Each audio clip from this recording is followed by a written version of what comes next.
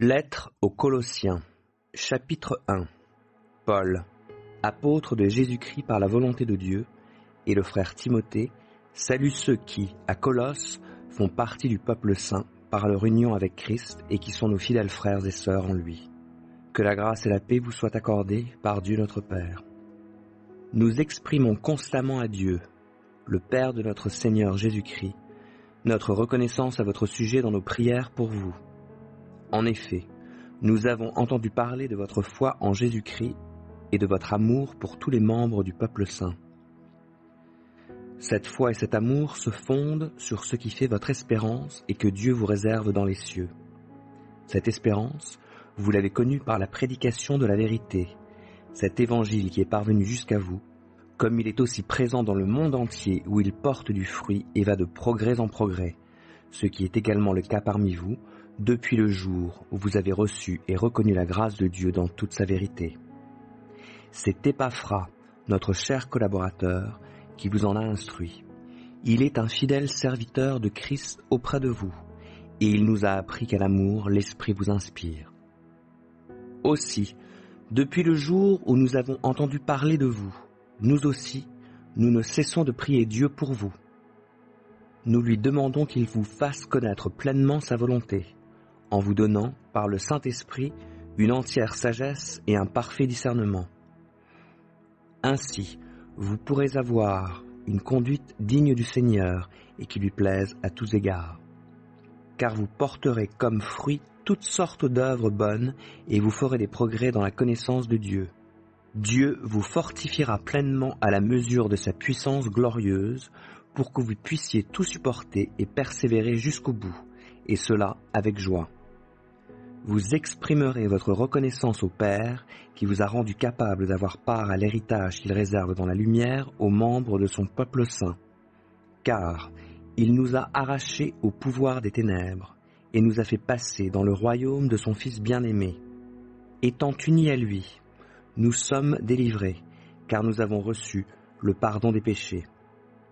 Ce Fils, il est l'image du Dieu que nul ne voit.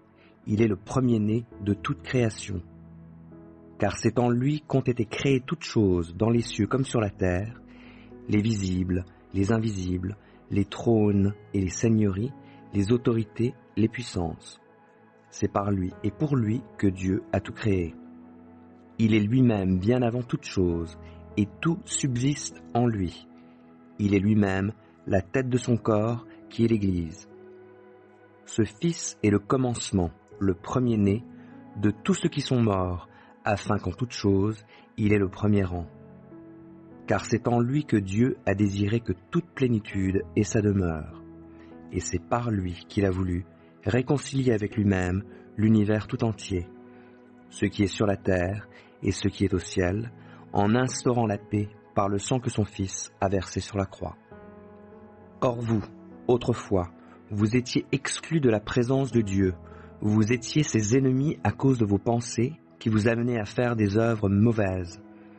Mais maintenant, Dieu vous a réconciliés avec lui par le sacrifice de son Fils qui a livré à la mort son corps humain pour vous faire paraître saints, irréprochables et sans faute devant lui.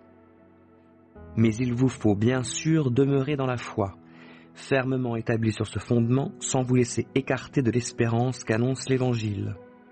Cet Évangile, vous l'avez entendu, il a été proclamé parmi toutes les créatures sous le ciel, et moi, Paul, j'en suis devenu le serviteur. Maintenant, je me réjouis des souffrances que j'endure pour vous, car en ma personne, je complète pour le bien de son corps, qui est l'Église, ce qui manque aux persécutions dirigées contre Christ. C'est de cette Église que je suis devenu le serviteur, selon la responsabilité que Dieu m'a confiée à votre égard.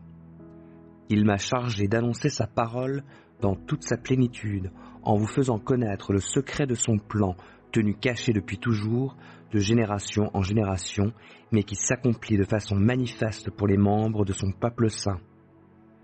Car Dieu a voulu leur faire connaître quelle est la glorieuse richesse que renferme le secret de son plan pour les non-juifs. Et voici ce secret, Christ en vous, garantie de votre espérance de la gloire à venir. C'est lui, Christ, que nous annonçons, en avertissant et en enseignant tout être humain en toute sagesse, afin de faire paraître devant Dieu tout homme parvenu à l'état d'adulte dans son union avec Christ. Voilà pourquoi je travaille et je combats par la force de Christ qui agit puissamment en moi. Colossiens 2. Je tiens, en effet, à ce que vous sachiez combien rude est le combat que je livre, pour vous et pour les frères et sœurs qui sont à Laodicée, comme pour tous ceux qui ne m'ont jamais vu personnellement. Je combats pour eux afin qu'ils soient encouragés et que, unis par l'amour, ils accèdent ensemble en toute sa richesse à la certitude que donne la compréhension du secret de Dieu et à la pleine connaissance de ce secret, c'est-à-dire de Christ. En lui se trouvent cachés tous les trésors de la sagesse et de la connaissance. J'affirme cela afin que personne ne vous égare par des discours trompeurs. Car même si je suis physiquement absent, je suis avec vous par la pensée, et c'est une joie pour moi de constater l'ordre qui règne parmi vous et la fermeté de votre foi en Christ. Aussi, puisque vous avez reçu Christ Jésus le Seigneur, comportez-vous comme des gens unis à lui. Enracinez-vous en lui, construisez toute votre vie sur lui, et attachez-vous de plus en plus fermement à la foi conforme à ce qu'on vous a enseigné. Agissez ainsi en adressant à Dieu de nombreuses prières de reconnaissance. Veillez à ce que personne ne vous prenne au piège de la recherche d'une sagesse qui n'est que tromperie et illusion, qui se fonde sur des traditions toutes humaines, sur les principes élémentaires qui régissent la vie des gens de ce monde, mais non sur Christ. Car c'est en lui, c'est dans son corps, qu'habite toute la plénitude de ce qui est en Dieu. Et par votre union avec lui, vous êtes pleinement comblés, car il est le chef de toute autorité et de toute puissance. C'est aussi dans l'union avec lui que vous avez été circoncis, non d'une circoncision opérée par les hommes, mais de la circoncision que demande Christ et qui consiste à être dépouillé de ce qui fait l'homme livré à lui-même. Vous avez été ensevelis avec Christ par le baptême, et c'est aussi dans l'union avec lui que vous êtes ressuscités avec lui, par la foi en la puissance de Dieu qui l'a ressuscité des morts. Et vous, qui étiez morts à cause de vos fautes et parce que vous étiez incirconcis, Dieu vous a donné la vie avec Christ. Il nous a pardonné toutes nos fautes, car il a annulé l'acte qui établissait nos manquements à l'égard des commandements. Oui, il l'a effacé, le clouant sur la croix. Là, il a désarmé toute autorité, tout pouvoir, les donnant publiquement en spectacle quand il les a traînés dans son cortège triomphal après sa victoire à la croix. C'est pourquoi, ne vous laissez juger par personne à propos de ce que vous mangez ou de ce que vous buvez ou au sujet de l'observance des jours de fête, des nouvelles lunes ou des sabbats. Tout cela n'était que l'ombre des choses à venir. La réalité est en Christ. Ne vous laissez pas condamner par ces gens qui prennent plaisir à s'humilier et à s'adonner à un culte des anges. Ils se livrent à leur vision. Ils s'enflent d'orgueil sans raison, poussés par leurs pensées toutes humaines. Ils ne s'attachent pas à Christ, qui est le chef, la tête. C'est de lui que le corps tout entier tire sa croissance comme Dieu le veut, grâce à la cohésion et à l'unité que lui apportent les articulations et les ligaments. Vous êtes morts avec Christ à tous ces principes élémentaires qui régissent la vie des gens de ce monde. Pourquoi alors, comme si votre vie appartenait encore à ce monde, vous laissez-vous imposer des règles du genre « ne prends pas ceci, ne mange pas de cela, ne touche pas à cela » ? Toutes ces choses ne sont-elles pas destinées à périr après qu'on en a fait usage ? Voilà bien des commandements et des enseignements purement humains.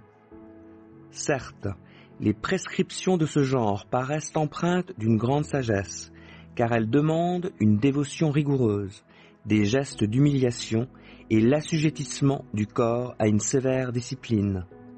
En fait, elles n'ont aucune valeur, sinon pour satisfaire des aspirations toutes humaines. Colossiens 3. Mais vous êtes aussi ressuscités avec Christ. Recherchez donc les réalités d'en haut, là où se trouve Christ, qui siège à la droite de Dieu. De toute votre pensée, tendez vers les réalités d'en haut, et non vers celles qui appartiennent à la terre. Car vous êtes morts, et votre vie est cachée avec Christ en Dieu.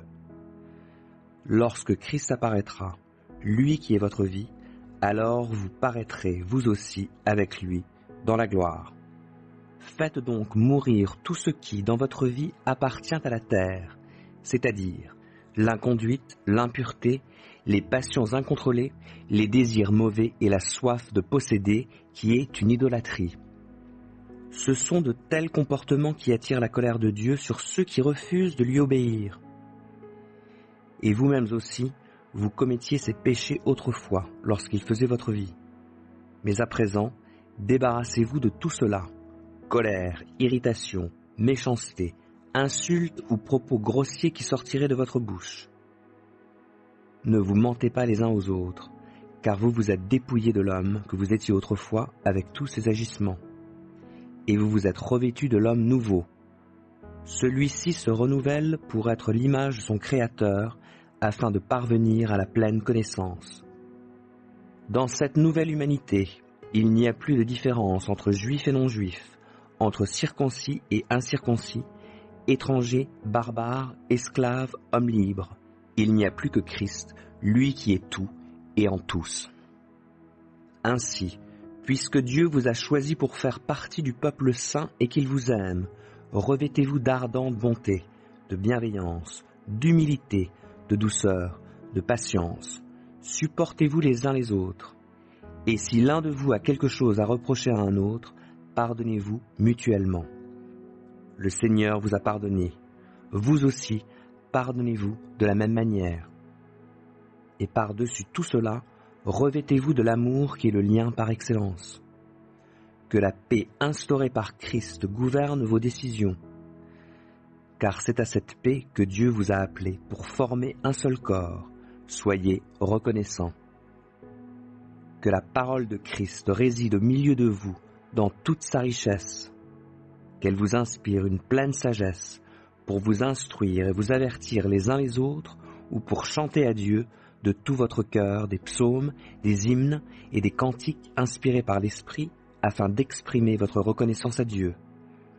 Dans tout ce que vous pouvez dire ou faire, agissez au nom du Seigneur Jésus en remerciant Dieu le Père par lui.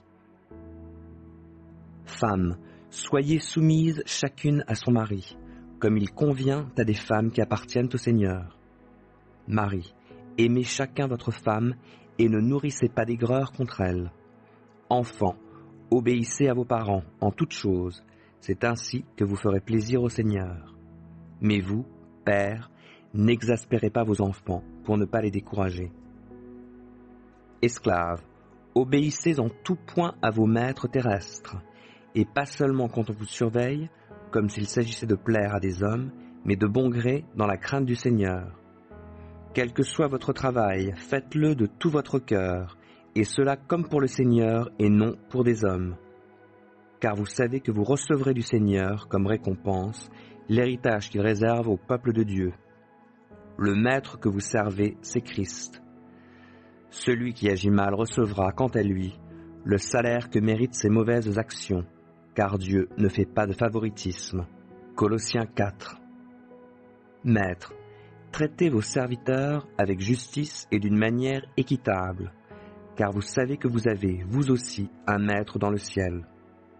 Persévérez dans la prière, soyez vigilants dans ce domaine et reconnaissants envers Dieu. Lorsque vous priez, intercédez en même temps pour nous, afin que Dieu nous donne des occasions d'annoncer sa parole, de proclamer le secret de son plan qui concerne Christ.